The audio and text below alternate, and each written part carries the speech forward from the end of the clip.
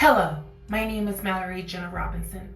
Join me on A Hateful Homicide, a true crime podcast dedicated to telling the stories regarding the murders of transgender, gender non-binary, and gender diverse community members in the United States and abroad. This is A Hateful Homicide. 911, what's your emergency? Yeah.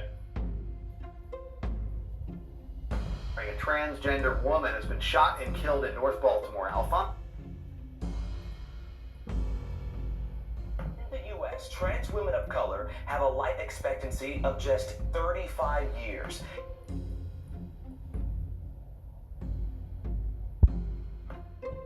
This happens on a daily. Another one of my friends got killed right up the street from here. These cases are true.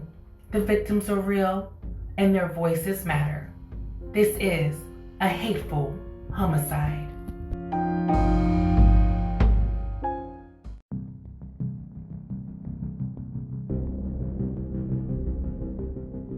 The murder of FC Martinez. Saturday, June 16th, 2001. Cortez, Colorado. Warning. The following episode you are about to listen to will contain audio evidence of misgendering. Listening discretion is advised. We begin in the American Indian Community House in New York. For more than 30 years, this organization has provided support services for Native Americans and worked to foster understanding between Native and non-Native communities. Our first segment is about a Native American youth and a crime that has become all too familiar. Some of the victims have names you might recognize, like Matthew Shepard and Brandon Tina, the real-life subject of the film Boys Don't Cry.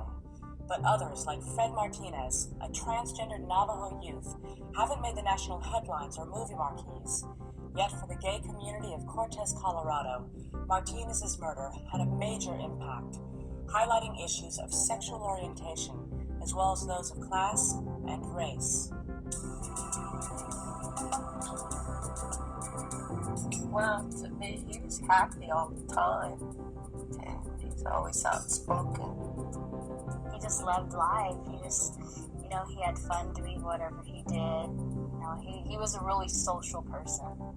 There was nothing for him to hide. He wasn't hiding anything. He was just saying that I was just being myself. He enjoyed being the way he was, and enjoyed having a lot of friends. On June 16, 2001, Fred C. Martinez, FC to his family and friends, a 16-year-old Nadle, or transgendered Navajo youth, went to a carnival at the Ute Mountain Roundup Rodeo in his hometown of Cortez, Colorado. He came in and he goes, "Hi, Mom, I'm home." He went in the back room, got something, and came back out, and he says, "Well, I'll be back later. I love you, Mom." And I told him, "Be careful and take care." So he left again. That's the last time I seen him. It's Saturday, June 16th, 2001, in the city of Cortez, Colorado, 6 hours from Denver. It's the home of 16-year-old two-spirited Natalie, FC Martinez.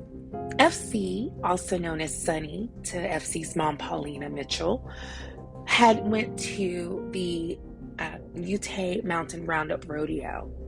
It was just beginning, and FC, who had just turned 16 the month before, wanted to begin to be more independent and decided to go out to this amazing summer festival. Summer had just begun, and so FC, who was a freshman at Montezuma Cortez High School, was very excited to be going to the summer festival, and she did. She went to the festival, leaving her mother's home in Cortez, Elmwood Trailer Park, around 3 p.m. that day. She goes to this amazing summer festival filled with activities and food. She goes, has fun, runs into friends, and even leaves safely. She goes home speaks to her mother for a little bit, expressing how she was so happy to have went out and had this independent adventure of attending the summer festival. But then she needs to leave one more time to say thank you to an individual who had given her a ride home, cisgendered 18-year-old male, Sean Murphy. Well, Paulina Mitchell, FC's mother, was worried, but, trusted FC's judgment and agreed for FC to go and hang out with Sean one more time. And unfortunately, that would be the last time that FC is seen and heard from again. Paulina goes to bed that night. It's around 10 p.m. She's tired. She has work the next day. But as she gets up and prepares to go and do some services on Sunday, she realizes that FC hasn't made it home. She reaches out to FC's family, extended family, and wanted to see if anyone had heard from this amazing 16-year-old kid who had never given her any troubles before. Well, everyone said that they had not since the night before, and Paulina immediately knew something was wrong. This was not like her child. She goes to, the Cortez Police Department and reports FC missing. At the time, they stated that FC would have to be missing for more than at least 3 days or 72 hours before Paulina could report FC missing. So Paulina anxiously decides to do that, but at the same time reaches out to her family, including FC's brother Jervis Mitchell and just other relatives, to really start as a collective looking for FC. Also, Paulina wanted to reach out to Sean Murphy, and also when she was at the police department that day to report FC missing on June 17th, she didn't mention that FC was last seen going off to hang out with 18-year-old cisgender male Sean Murphy. So the detectives had a place to start when they were going to begin their missing persons investigation. And so Paulina, between June 17th and June 22nd, is, responding, reaching out to the police department in efforts to see where her child is, if they're doing any research. She's going out here along with her family. They're researching. And then just 5 days later, after FC is last seen alive on June 21st, 2001, a body is discovered in a canyon. It's a sewer pond, and it's where the local teens call it the pits. There's an odor, a body smelling of rot and decomposing matter that has been bludgeoned beyond recognition. That is the body of FC Martinez. FC, the only individual reported missing at that time, and also Paulina, who had dental records of FC's, was able to give that to the coroners. And it was confirmed to be that of 16-year-old Natalie, two-spirited trans teen, FC Martinez, who had just turned 16 a month before, who had just attended the summer festival in her hometown of Cortez, Colorado, at the Utah Mountain Roundup Rodeo. How did this beautiful 16-year-old teen go out and have an amazing time, go and have a great time, enjoy herself, and then just within 3 hours be brutally murdered? Paulina gets the death notification, the knock at the door. It's Detective Paul Shears of the Cortez Police Department, and he notifies Paulina that it is that of FC, who has been laying in that sewer pond over in a rocky canyon known as the pits. Paulina is beside herself, grief-stricken, confused. How is it that her beautiful 16-year-old child that is happy, lucky that she affectionately referred to as Sunny, has now been found at the bottom of this sewer pond? How could this be? Paulina wants to know. Have they reached out to the individual by the name of Sean Murphy? Detective Paul Shears says that they do plan to investigate and interview Sean Murphy. That is exactly what they plan to do, but they definitely need a starting point, and they go backwards to the Utah Mountain Roundup Rodeo to see FC's, last traces, because again, we have to work on multiple theories here. what if FC was coming back from hanging out with Sean, and then she encountered some men? And as we're going to go through this case, my audience, thank you all for joining this today with me. So excited, I got tongue twisted. But as you all join me today, I want to I want us to take and think about this case, right? FC's case in 2001, 20 years later, since she was brutally murdered, since this hateful homicide occurred, these hateful blows that was placed upon her body by Sean Murphy. We're going to delve a little bit more into this slowly but surely.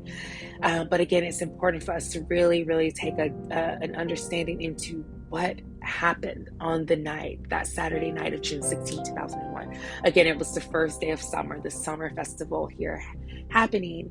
And, how is it that this beautiful 16-year-old Natalie, two-spirited teenager who went by FC, is now murdered? Has now had this hateful homicide committed. And so what we have to do is take a look into the autopsy report. Paulina gets that autopsy report from the coroner, and this is Margaret Johansson of the Cortez Medical Bureau. And, as Paulina gets these results, and she's making funeral arrangements to lay FC to rest. She not only wants an open casket, but she also makes sure that she shares the autopsy results to the news media. And these results included slashes to the stomach, a fractured skull due to 17 hateful blows to the back and the front of the head, slits to the wrists. And of course, just exposure to the elements of land out there. Animal activity had been placed on FC's body due to just, again, the nature, the heat, the humidity, the dry heat, you name it. All of these elements had exposed this beautiful 16-year-old, jolly, go lucky 16-year-old trans teen. But we have to take a moment and go back into Wednesday, July 3rd, 2001. Detective Paul Shears finally brings in Sean Murphy, and Sean Murphy confesses to the hateful homicide of FC Martinez, states that, quote unquote, that he had no problem beating up a fag. Detective Shears wanted to know, how did this hateful homicide transpire that he knew based on,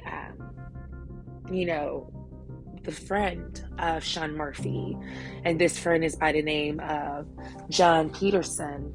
He states that they had taken FC home, right? That they had picked FC up from the carnival, this festival, and they had dropped FC off at home.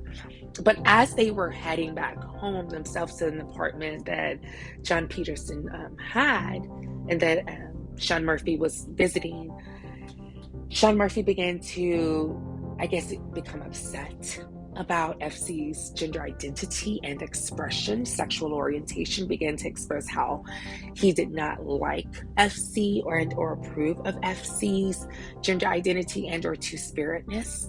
The two went to the same high school indirectly, but never had met each other until this night on June 16, 2001. And so my audience, it's really heartbreaking, because you have these paths that end up crossing each other. And when they do, right, initially it seems like there was a good deed that was done, or it appeared to be.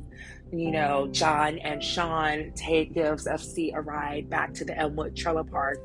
FC goes in, shares a little bit of her day with her mom, Paulina, who is very supportive, by the way.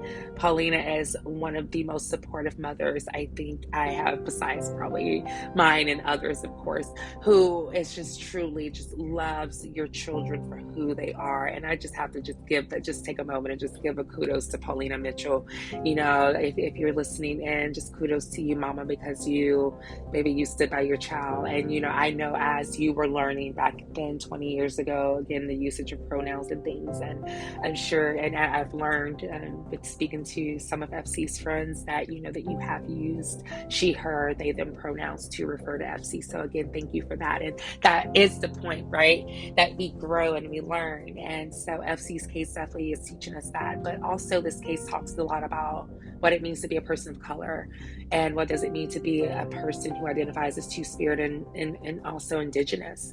And so, it's important that we give these cases relevance, because FC mattered, and she was here, and she was a freshman, in high school, and was getting ready to go into her sophomore year.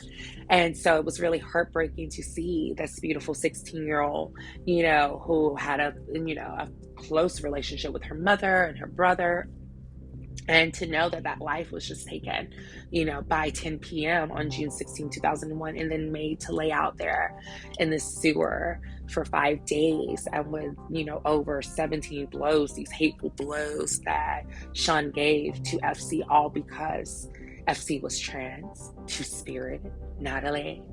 FC was a person of color. That was also a place of conversation too, because you're going to hear some audio in a little bit from some of FC's friends who talk about, these they refer to them as Anglo men, or these white men who were harassing FC for being two-spirited and just for standing in her truth. And so all of this comes into play because Sean Murphy is a white cisgendered male. And so why was it that FC's race, that her two-spiritedness, her gender identity, her sexual orientation, why did that bother him? Why was it that he wasn't okay with just dropping FC off at the Elmwood Trailer Park? Why is it that he felt the need to go back? And then under the ruse of saying that, hey, I just want to hang out a little bit more and get to know you, lures FC out of her home, takes her out to this remote area in Colorado, beats her to death, stabs her in her stomach, leaving her to bleed out as well, to be left to be picked apart like she's nothing. And then he goes and brags about it, and then sits in front of Detective Shears. Now again, it's July 3rd, 2001. It's this Wednesday afternoon where he's brought in again. He's telling them how he, reached out. He called FC on the phone, and he tells FC that, hey, I really want to know more about your time at the festival. And so FC, who again is described as very happy and bubbly, FC, again born May 3rd, 1985, to Fred C. Martinez Sr. and Paulina Mitchell, their child together. Again, this beautiful 16-year-old native of Cortez, Colorado, would go to Denver, who was an avid fan of Destiny's Child and Beyonce in particular.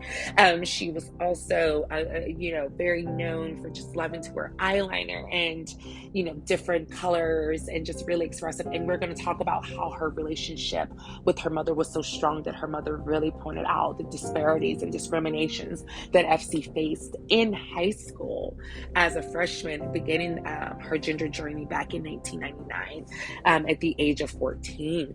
And so, of course, by 2001, FC was fortunate to be able to live in her truth for 2 years with the support of her mother and her brother and other relatives. But of course, the high school, Montezuma Cortez High School, was not the most supportive. And again, we're going to hear a little bit more about that as we go through this case. But I just want to point out that, FC also loved food. She was a foodie. She loved trying different foods and cooking as well. And she also loved to sing and dance. And she was very immersed in her, two-spirited culture and her indigenous culture as well. And it was such a beautiful thing to just embrace and to see her represent that in school. I did want to add that FC did have challenges in high school, and there was times where she was sent home quite a bit just because of the fact that she would wear eyeliner or wear, jellies or any type of feminine expressive items.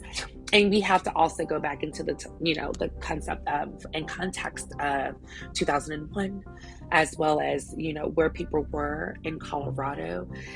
When Sean Murphy is charged, and he is charged with second-degree murder. Unfortunately, he was not charged with a hate crime due to Colorado at that time not having a hate crime statute. So all of that again ties into how much growth Colorado has done. And we know that to be true because if you are new listeners, then I encourage you to go back to season 1 and listen to season 1, episode 3. She was our little sister, the murder of Angie Zapata, whose 2009 hateful homicide in Greeley, Colorado, was the first case ever where an individual was charged with a hate crime, and that was in the state of Colorado. So again, FC's case is a contribution to Angie's case, because if Sean Murphy had not committed this hateful homicide, gave those hateful blows to FC, and that case had not warranted a hate crime statute because of the loss, and because of Paulina's efforts and PFLAG's efforts to make sure that this case did not get swept under the rug as an Indigenous person, as a person who identified as Natalie and Two-Spirit and trans and gender queer. They were not going to be swept under the rug this time. And so all of these efforts, by the time, unfortunately, when we get to Angie Zapata's case in 2009, so much work had been done, this groundwork, this framework had been done, that Angie Zapata's case would be the first of its kind where a perpetrator would be convicted for a hate crime. So again, that's why I have to give a kudos to Paulina, a mother like no other, who fought for her child and for justice for all going forward, especially in the state of Colorado. But, we have to also really delve into the trauma that FC faced as a teen in Cortez, Colorado. Again, Cortez is, about 6 hours from Denver, and FC would try to go and visit as often as possible to get a little bit of more diversity and inclusion, where that was lacking in Cortez. It was on the border of a reservation, so there was a lot of racial tension between, as it's referred to as Anglo, and of course our Indigenous people, still to this day as well. And so it's really important for us to understand that this case really delves into a white perpetrator, an Indigenous victim. How did this clash lead to such a hateful homicide of over 17 blows and stabbings? That's what we're going to find out.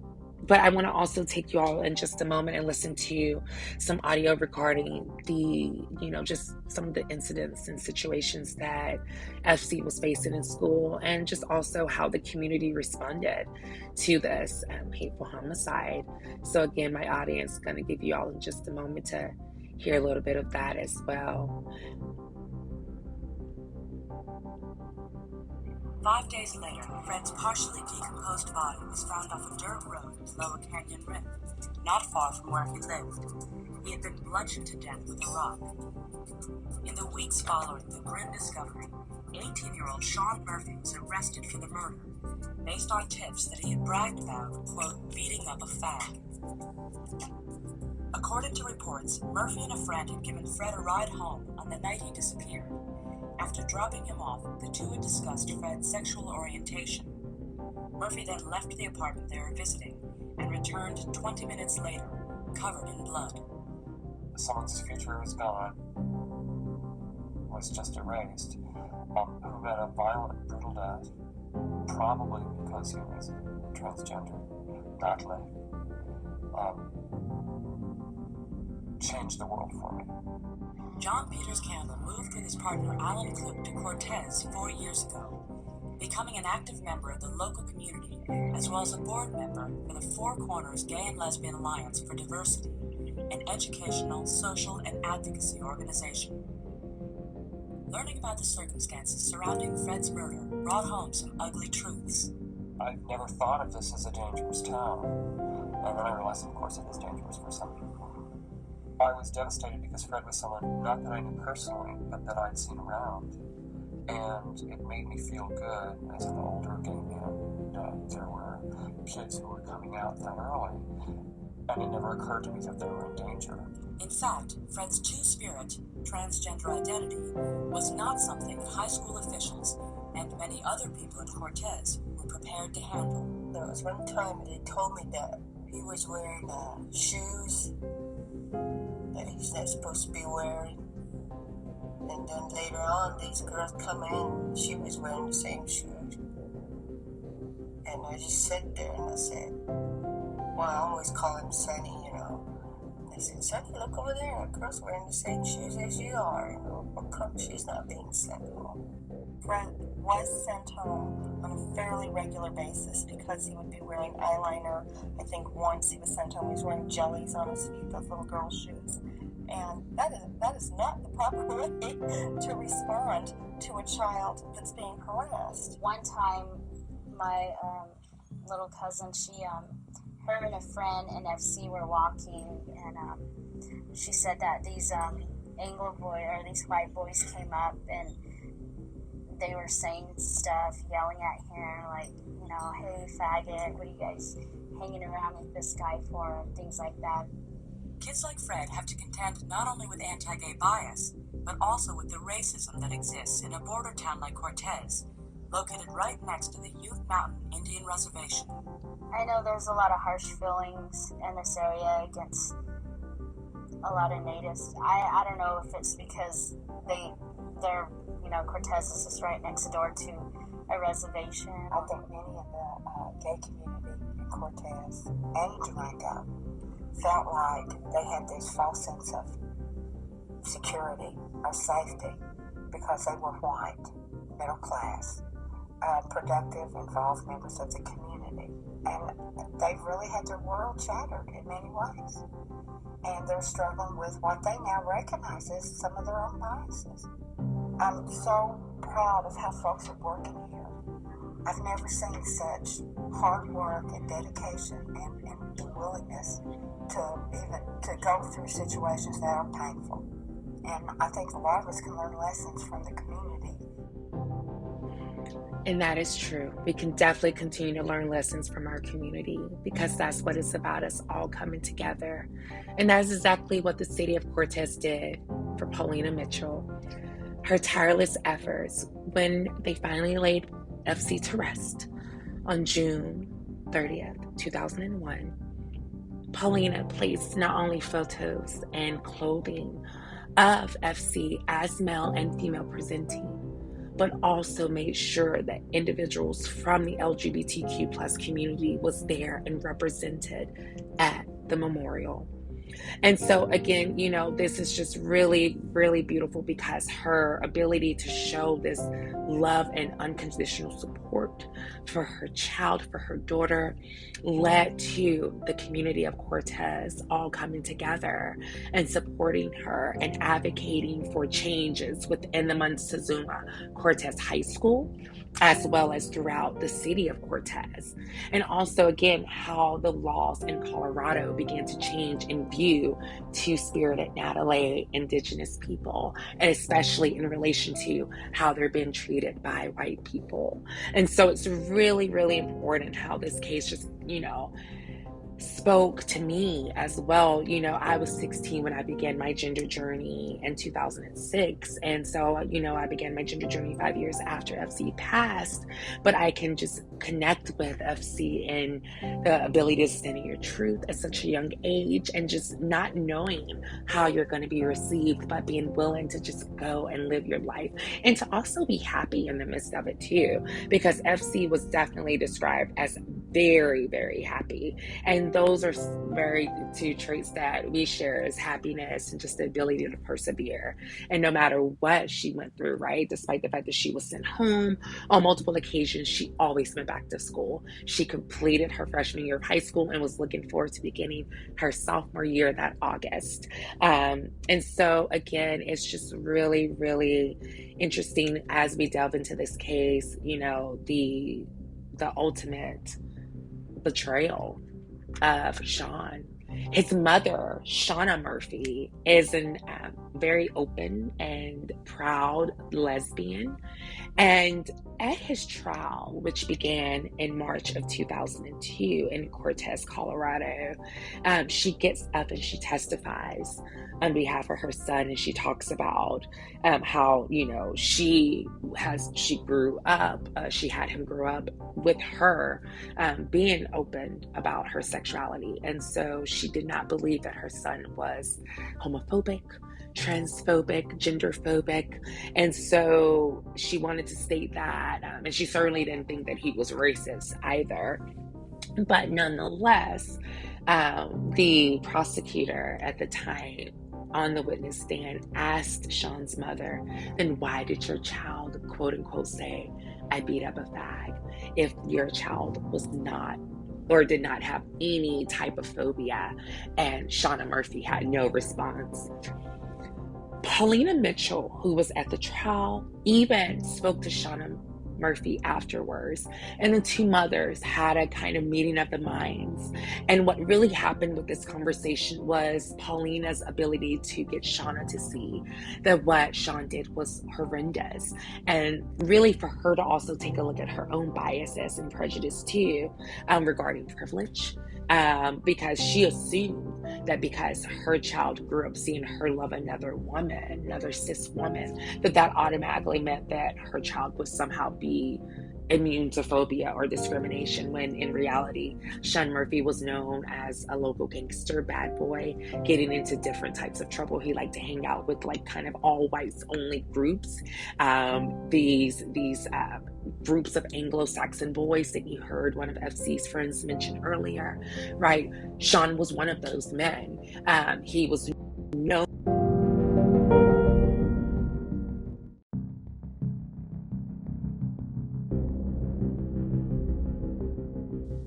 And Sean Murphy, he was one of those men known for just being very, phobic, racist, you name it. And he would get into these groups with all of these, very cishet white guys who would like to cut their hair bald or very low. And they have this like very kind of like Nazi skinhead vibe.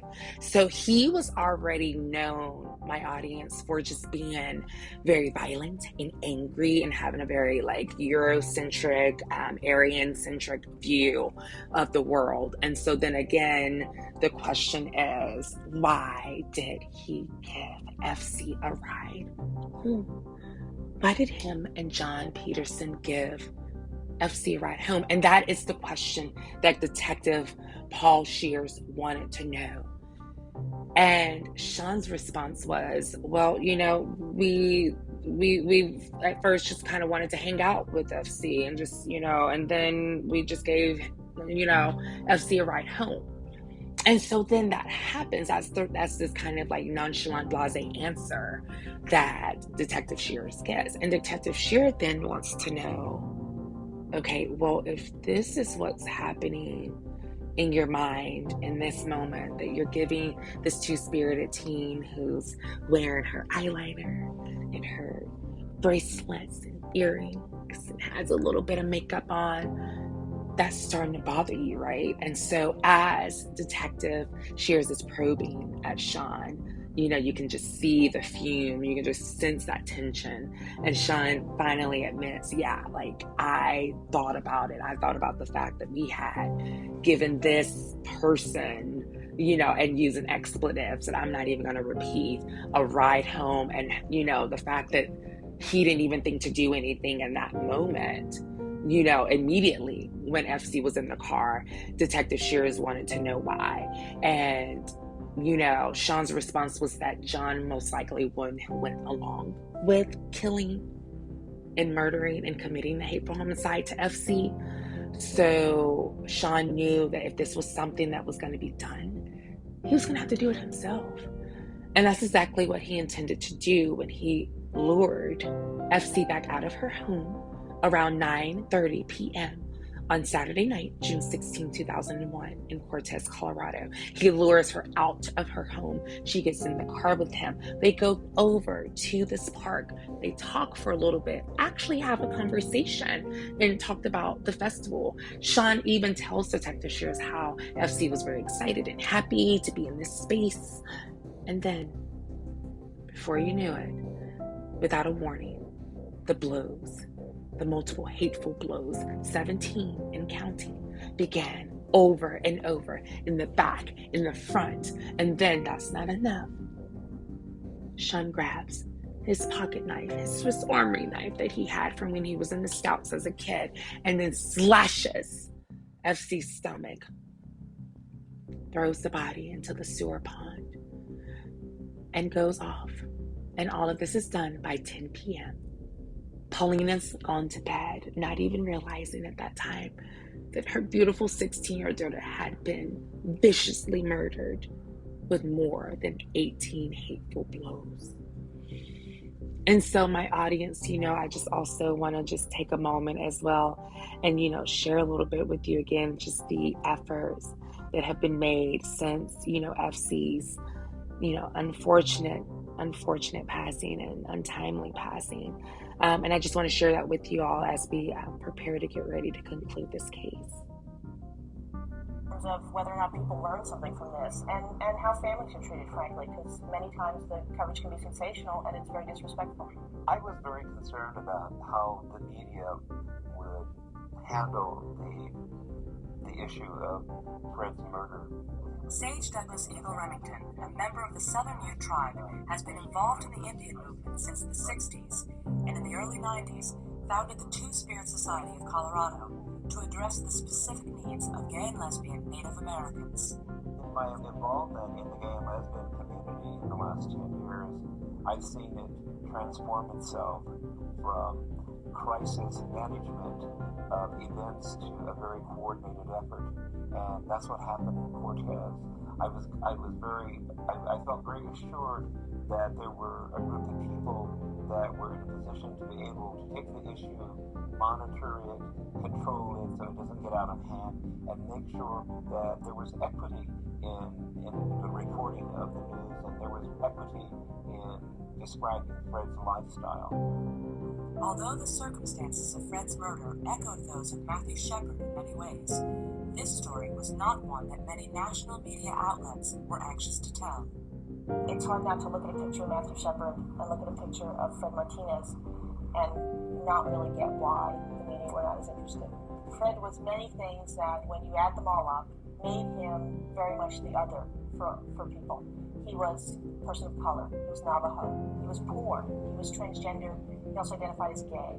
He was a complicated kid in a tough situation with no privilege.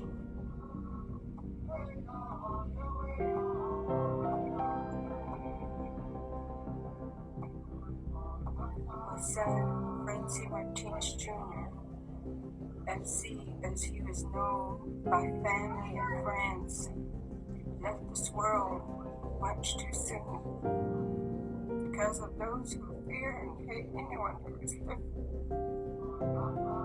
One of these days, we're going to look back and understand how historic the community organizing around Fred Martinez's death really was. Because this was, in my mind, the first time at this level that we have put together all the pieces to really make positive change out of a really horrifying tragedy. The Indians believe that there is no death, only a change of worlds. So Fred is in another world now, obviously a better place where we will eventually be. I also know in my heart that he has brought us all together in many places everywhere tonight, that we will now walk together on the path of truth and justice, never again allow our children and loved ones to suffer in silence or walk alone. On July 31st, 2019, Sean Murphy, after serving 17 years in prison, was released and is currently residing in Greenlee, Colorado, the same place where the hateful homicide of Angie Zapata occurred 10 years prior. Again, my audience, thank you all so much for tuning in. We remember you, FC Martinez. Yesterday, today, tomorrow, forever and always. Born May 3rd, 1985, and resting on since June 16th, 2001. Again, my name is Mallory Jenna Robinson. You can follow us on Instagram at A Hateful Homicide. You can follow me at MalloryJenna90. Also, you can like us on Facebook. And then also, please use the hashtags A Hateful Homicide. You can tune in on Spotify, Anchor, as well as Apple Podcasts. Again, thank you all so much for tuning in, and I hope you enjoy the rest of your day.